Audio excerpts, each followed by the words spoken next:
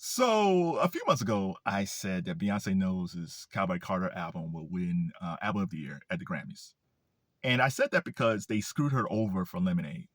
Lemonade should have been the Album of the Year that year. Adele won, and even Adele was like, uh, she should have won that album. Beyonce should have won for Lemonade. She didn't say that, but she knew Lemonade was the best album that year. And the Grammys could have redeemed themselves when Beyonce put out Renaissance. Renaissance was as good as Lemonade, but they snubbed her again. So Cowboy Carter should be album of the year for Beyonce because it's a really good country album. It's really good, and not too many R&B artists are making country albums like that. So it's really good. However, Childish Gambino's Brando Stone, I can see that being the only album that can knock Beyonce out. Hopefully, it's not Taylor Swift. Please, Lord, don't give Taylor Swift another album of the year. She got too many as it is. But I'm telling you, Brando Stone is so good. And this is Donald Glover's last Childish Gambino album. So sad, because we need Childish Gambino. Hip-hop sucks.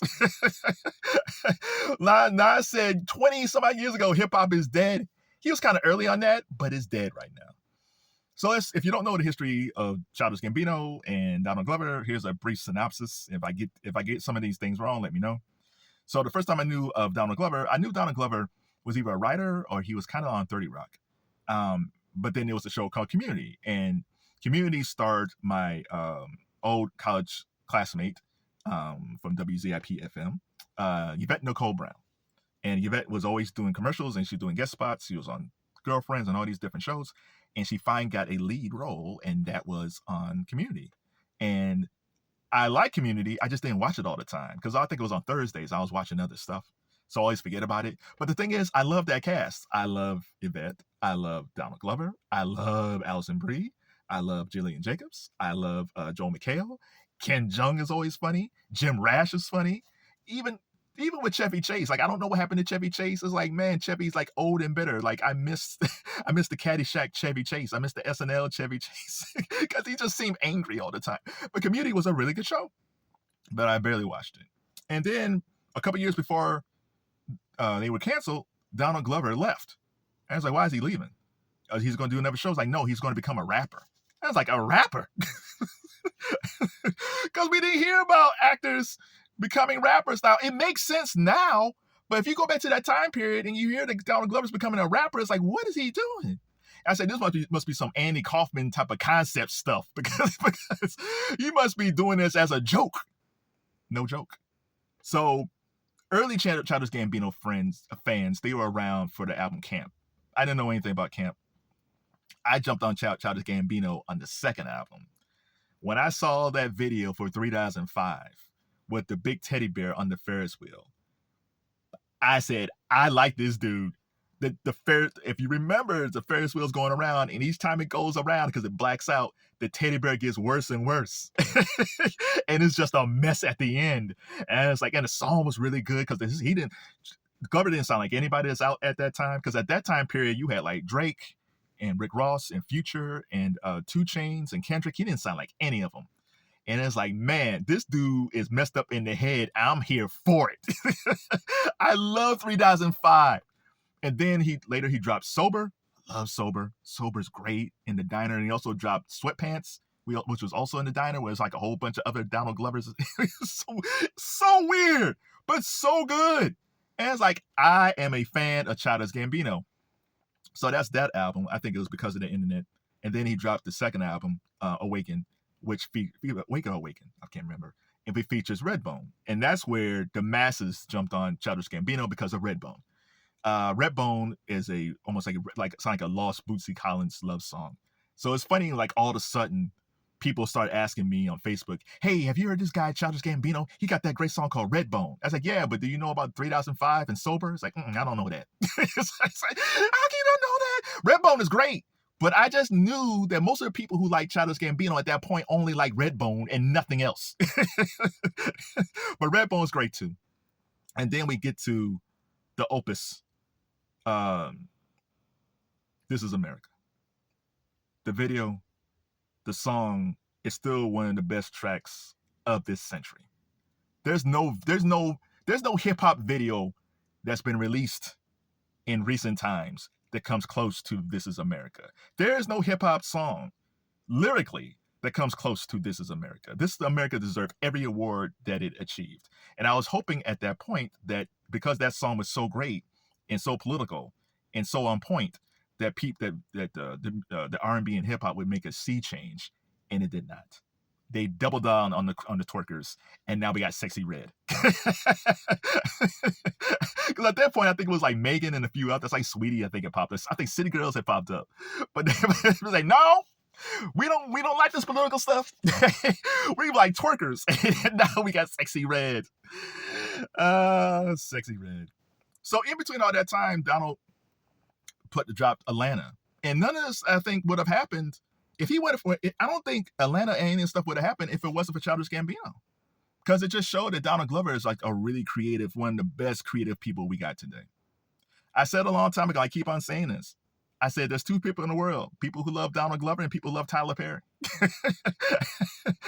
my dad always watched Tyler Perry stuff. I watch Donald Glover stuff, and it's always quantity over quality. And Tyler's putting out all this stuff, which is great, but no one says like his stuff is great. Whenever Donald Glover does stuff, most times it's great because it's quality. Atlanta was great.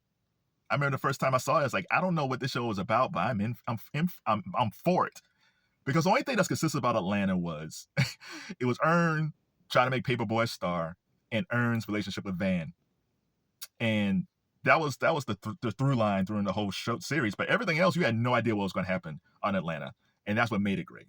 And the beautiful thing about the last season is that they had a camp. The last season was stupendous, especially they had him, Van, and Earn and a kid went camping. It's like, how often do you see Black folks camping? Only thing we see is in Love and Hip Hop and all these other shows is Black folks fighting. And it's like, it's just nice to see like Black folks in the wilderness and just chilling, talking about life. It was a beautiful, that was a beautiful show. And then he does Mr. and Mrs. Smith. I talked about that show many a times, but it just shows you how special Donald Glover is. So now we get to the fact that he's released his last Childish Gambino album, and it makes sense. He's 41. Like when he started with Childish Gambino, he wasn't married. He didn't meet his wife yet. He didn't have kids, and he was still trying to prove himself. I think he was trying to prove that he was more than an actor. Like he was going to prove that, hey, I'm a writer, I'm a creative, like I'm a really great artist on screen and off screen. So now he's, he has so many irons in the fire. I think he still loves making music, and I hope he still makes music, but the drive and the energy that he wanted to put into Childish Gambino, he just can't put that time into it anymore. But I still think he'll drop songs from here and there. So that was long. So I'm going to get into. I'm sorry it takes so long. I'm going into some tracks that I like from this album. So this album, to me, is a no skip album or a very few skips type album. However, this album isn't for everybody. There's tracks, if you like Drake tracks, there's Drake type tracks. If you like emo stuff, there's emo type stuff. If you like Afrobeats, there's Afrobeats type stuff. Like there's something for everybody on this album. But if you just like one specific thing, you might not like the full album. So here's for the beginning. Yoshin Oh Yay. I think that's how you call it. That track sounds a lot like Drake, along with Talk My Ish, which features Flo Milli. These two tracks will probably get played on most mixed shows this weekend. Hip hop R&B stations will definitely catch these two tracks because it's very Drake-like. It's almost like, man, did R&B write this? Because they're very Drake-type tunes and they're great. They are great. But if you just want to get this album because of those songs, thinking that the rest of the album is going to sound like this, it is not. Donald Glover is introducing you to all the Black music that he loves in 2024. And that is a beautiful thing. This album, I think his earlier work is more original, but I think this album is more cohesive. All right. So we have those two tracks. Happy Survival is a tropical instrumental type tune. It just puts you in a good mood. And I think you probably, I don't know what Brando Stone's about, but it seems like it's kind of tropical, and I feel like that song will probably be played in that film because it feels like it just puts you in a good mood. It's very tropical. It kind of relaxes you. So I feel like if you are mad or upset and you need to calm down, put on Happy Survival. Got to Be.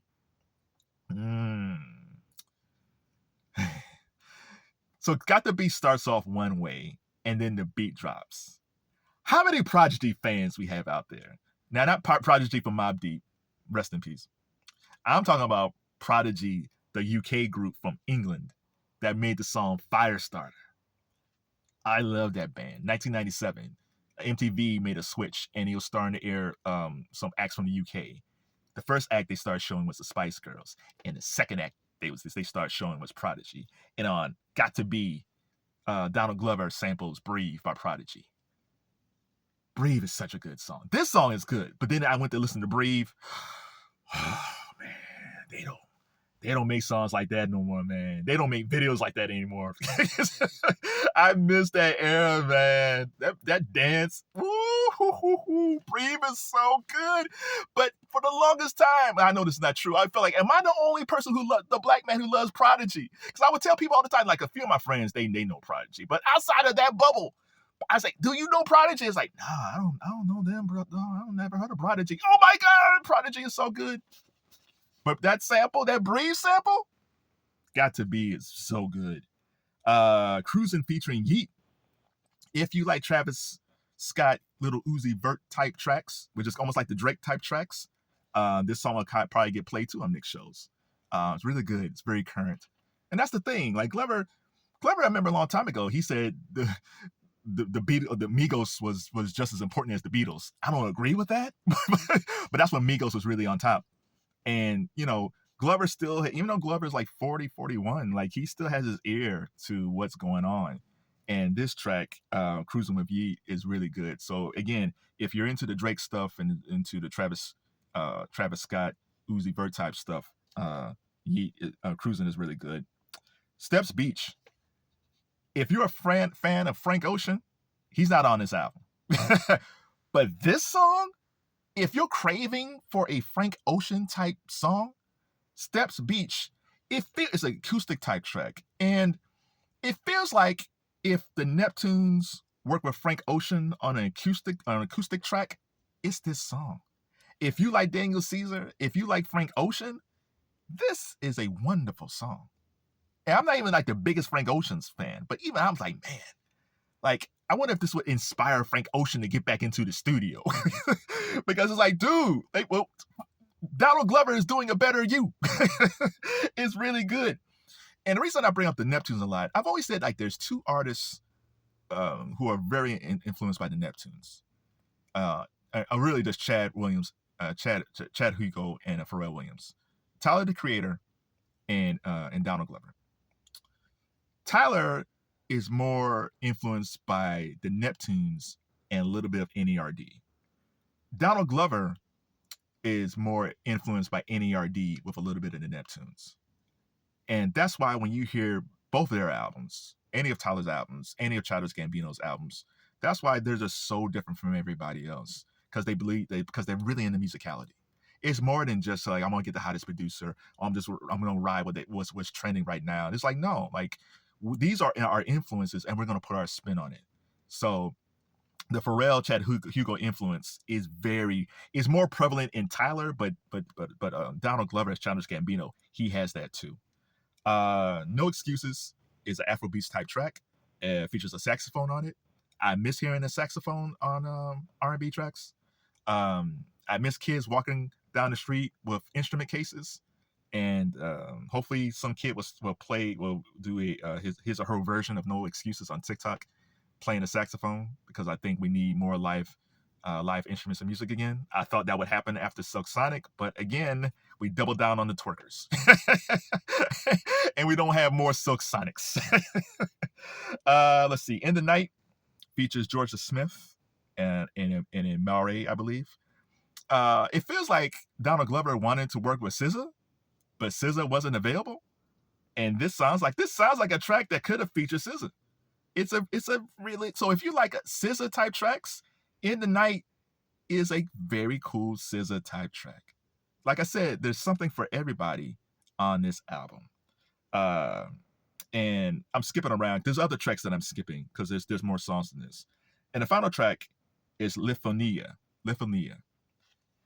Okay, so there's other tracks. So he has several other tracks on the album that's rock oriented. There's Real Love that's rock oriented.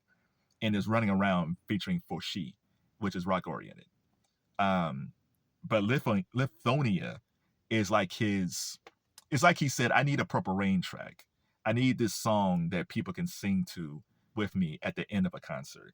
So if you are a fan of Fall Out Boy or Panic at the Disco, or any emo tracks, if you're a guy, if you're a person, remember when Jimmy Butler straightened out his hair and he was like emo Jimmy? This is that type of track. This is the type of track that emo Jimmy would be listening to. Man, the reason I love this track so much, it says he's like Glover saying, "Hey, I'm a black dude. I love emo. I love Fall Out Boy, Panic at the Disco, 30 Seconds from Mars, Jared Leto's band. There's nothing wrong with that. That's why, like in my era, when we had Prince and Michael Jackson, especially Prince, you had no idea where Prince was going. He can go R&B, he can go funk, he can go rock, he can go ballads.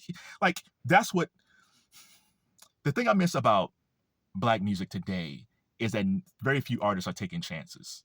Rihanna used to take a lot of chances. Beyonce took a chance with Cowboy Carter, but Rihanna used to take a lot of chances for her music. Outkast took a lot of chances. Them and the Dungeon Family took so many chances musically that could have blew up in their face, but they were really good at it.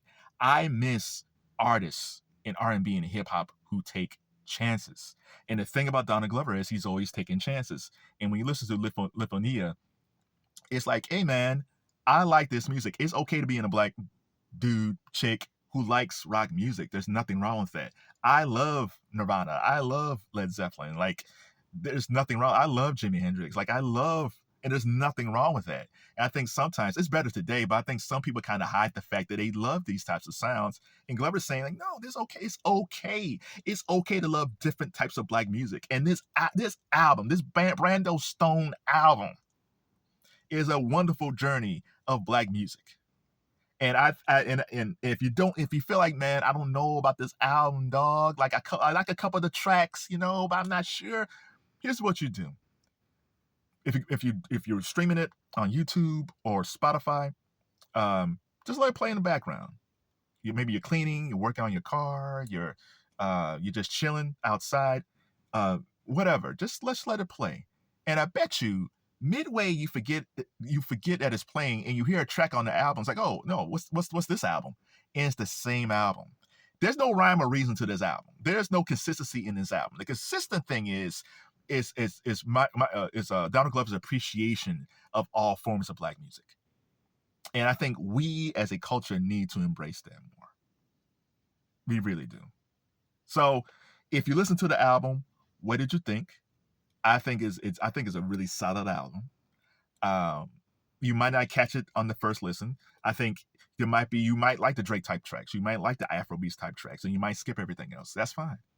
But I'm telling you, give it a listen. And the thing, and I think I want to bring this up. The reason why I think the whole Childish Gambino thing works is that Donald Glover just embraced who he was. Like Donald Glover said, he was saying in interviews, like he wanted to talk to the girls in school, but they thought he was a nerd. They thought he was a geek. He thought he was a lame. And he fully embraced who he was as a person. Now he's older now, but that's what you need to do. If people call you lame or a geek or a nerd, embrace it. Screw them. Who are they? If people call you a lame or a geek or a nerd, the way they look at the world is like this. If you're a lame or a geek or a nerd, you see the world like this. You embrace many different things.